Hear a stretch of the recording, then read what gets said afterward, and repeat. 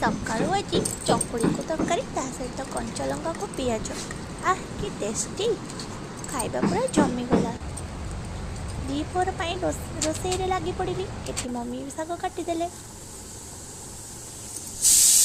सागरे जनी कखारु पकईकि भाजिले बहुत टेस्टी लगे। एटी मु कलरा आलू को सिझे नहीं एबे मु जाऊँ शाग भाजी शाग भजा पियाज को पकई दे एबे मु रसुण को छेची देवी। रसुण को छेचिला बेले से केमती ढिया मारुची देखुना से कहे मत कुटला किंतु मुझे धरी कुटी दूची एबे मु पकई देची।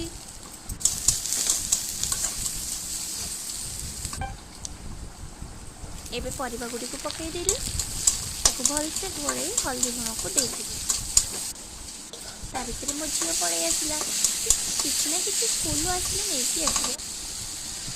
एबे मु कोसला शाग को पकई नहीं ताको भलसे गोड़े गाड़ी दबा। कलरा आलू भी सिझीगला एबे मु सजना शाग पकई नहीं सजना शाग को भलसे गोड़े दे ना से बिंडा हो गले भल लगे खेले खेल की भाजिले शागटा भल टेस्टी हम। एबे मोर रेडी हो गला शाग भजा ता भीतर क्षीर वाला क्षीर दे गला ता भीतर गोटे खुशी खबर मोर ओस्टी क्लीयर हो जाए मो सर्टिफिकेट पड़े आसी। दीपहर खाइबा बसी पड़िलु रही।